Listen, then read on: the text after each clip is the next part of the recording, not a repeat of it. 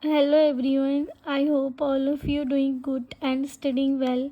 Today we are going to discuss very important topic which is anatomy of pulp cavity and its access opening. First of all we are going to discuss anatomy. The pulp is what which forms the basis of entire endodontics, the root and root canals. Pulp is a soft tissue of the mesenchymal region residing within pulp chamber and root canal of the tooth. The pulp tissue is in communication with periodontium and the rest of the body through apical foramen. The pulp space is the central cavity within a tooth and is entirely enclosed by dentine except at the apical foramen. The pulp space may be divided into following: a coronal portion which is the pulp chamber, a radicular portion which is the root canal. Pulp chamber is located in the anatomic crown of the tooth. The roof of the pulp chamber, which is formed of dentine covering the pulp, located occlusally. Floor of pulp chamber runs parallel to the root and consists of dentin bordering the pulp chamber near the cervix of the tooth, particularly dentin in fulcrum area, the floor which has the orifices. The pulp chamber in the interior teeth. The pulp chamber gradually merges into the root canal and this division became indistinct. In multiple rooted teeth, the pulp space consists of a single pulp chamber and usually 3 root canals, although the number of canals can vary from 1 to 4 or more. Roof of the pulp chamber consists of dentine covering the pulp chamber occlusally or incisively. Pulp horn is an accentuation of the roof of the pulp chamber directly under a cusp or developmental lobe. The term refers more commonly to the prolongation of the pulp itself directly. The mesial pulp horns are higher than the distal pulp horn. In very younger tooth, one of the reasons of caries exposure. Pulp canal and root canal. It begins as a funnel-shaped canal orifices generally at or apical to the cervical line. It ends at the apical foramen within the 3 mm of the center of the root apex. A straight root canal is uncommon. Nearly all pulp canals are curved, but degree varies from sharp curvature to the gradual curvatures. Next one is canal orifices. Canal orifices are the opening in the floor of the pulp chamber leading into the root canals. The canal orifices are not separated structure but are continuous with both pulp chamber and root canal. Now, what is accessory canal? It is a minute canal that extends in horizontal, vertical or lateral direction from pulp to pedial. How are they formed? When periodontal vessels curves around the root apex of a developing tooth and often become entrapped in Hartwig's root of epithelial sheath, resulting in formation of accessory canals. It is also very important as they can be a portal of entry of various irritants, mainly from pulp to pedial. The root canal, it may be divided into 3 sections, namely coronal, middle and apical third. 74% of the accessory canal can be seen in apical third, 11% can be seen in middle third, 15% can be seen in cervical third. It do not supply pulp with collateral circulation. Zolti and other indicated that endodontics failure can be due to infected accessory canals. Lateral canals, that is located approximately perpendicular to that of the main canal, extending from main canal to the PDL. It is more frequently in the body of the root. It is an accessory canal that branches to the lateral surface of the tooth and may be visible on radiograph. Percussion canal and chamber canal. These are accessory canal. Many also occur in bifurcation and trifurcation of multi-rooted teeth. Wattosi and Williams called them furcation canals. It formed as a result of entrapment of pedial vessels during fusion of diaphragm. Anatomy of apical root. How significant it is in case of failed root canal during a surgical endodontic therapy. 3 mm of apical part is resected. This is the which has maximum chance of reinfection, maximum portal of entry and exit, and maximum anatomy to be taken care of. Anatomical apex, most tapered portion of the root. Apical foramen, which is called major diameter because of its wider portion. Apical foramen is near the apex of the root through which the blood vessels and a nerve of the pulp enter and leave the pulp cavity.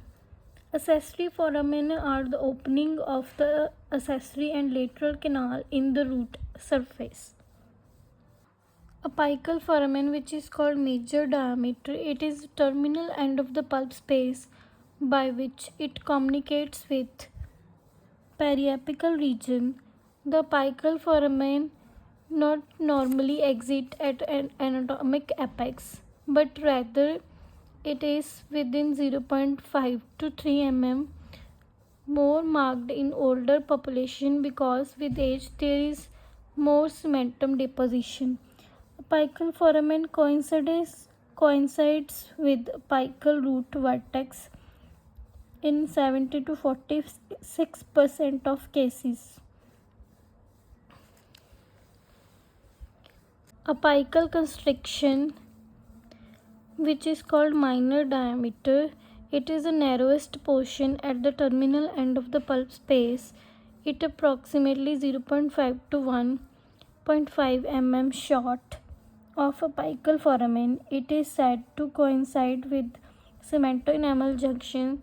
This is important reference point for years cleaning, shaping, and obturation. Most of the causes of failure seen in root canal due to this area is violated. The postoperative discomfort when this area is violated. Shape between major and minor diameter, funnel shape or hyperbola or shape of morning glory. The mean distance is 0.5 mm in young, 0.67 mm in older patients. Now let's discuss cemento-enamel junction. It is a histological landmark and point where cementum meet dentin or pulp tissue ends and periodontal tissue begin. 1 mm from apical foramen. Isthmus, it is a narrowest ribbon-shaped communication between two root canals that contain pulp or pulpily derived tissue. All isthmus must be found prepared filled as they act as bacterial reservoir. K-metal classification. Type 1, faint communication between two canals. Type 2, complete isthmus with definite communication between two canals.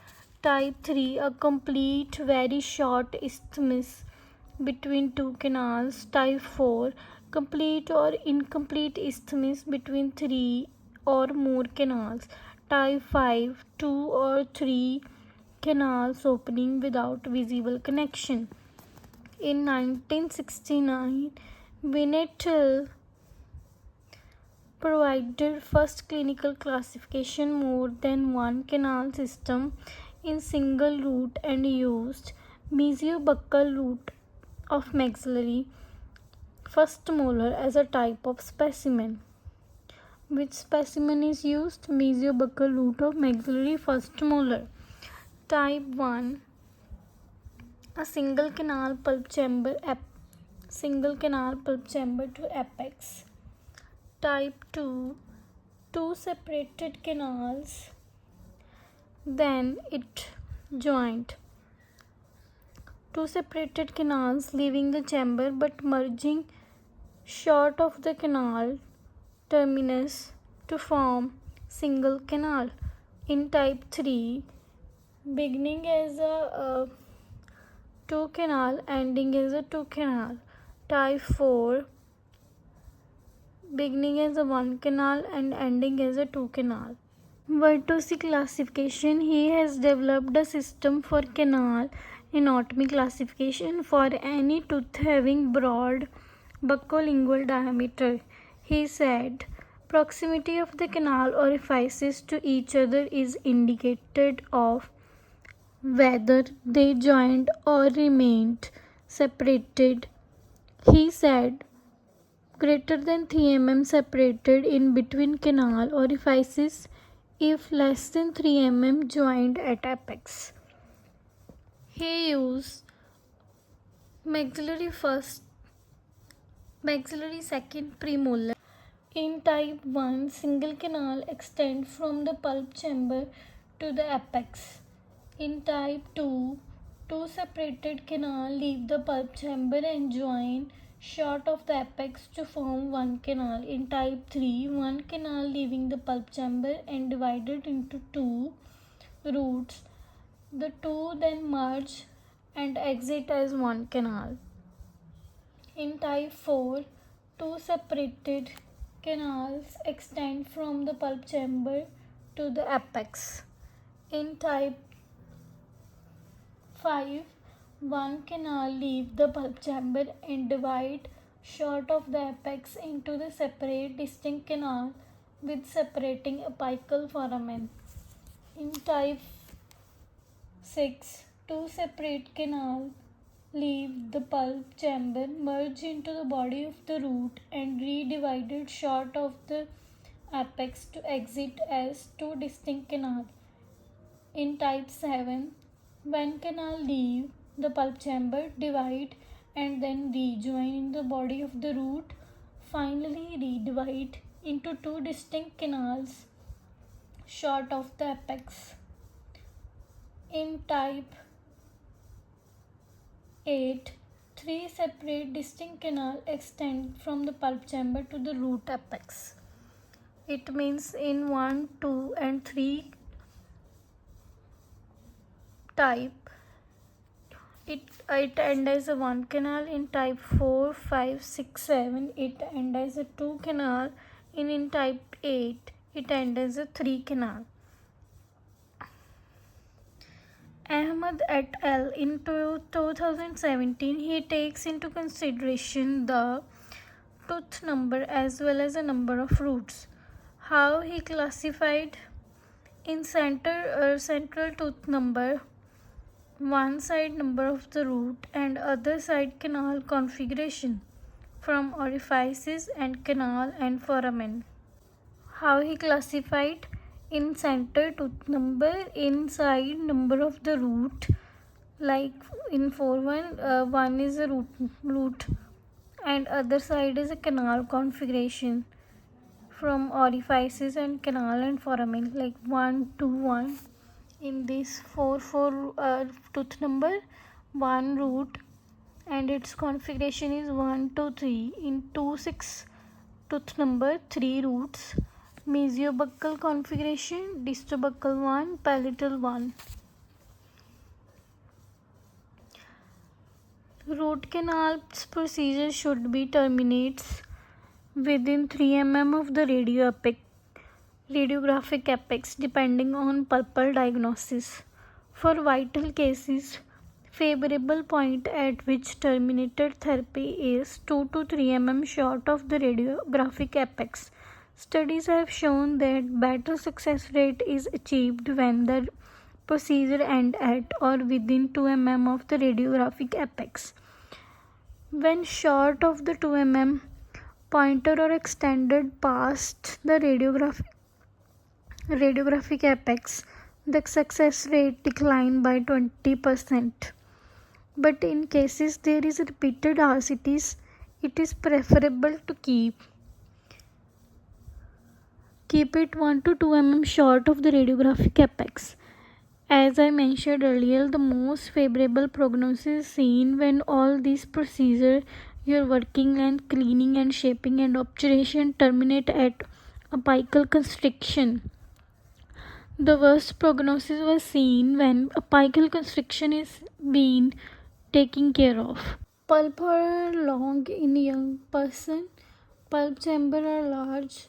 Root canals are wider. Apical foramen are broad. Dentinal tubes are wide, regular, and filled with protoplasmic fluid in young person. In aging patients, pulp horns are receding. Pulp chamber becomes smaller in height rather than in width. Root canal become narrow by deposition of secondary and reparative dentin. Apical foramen deviate from the exact anatomic apex.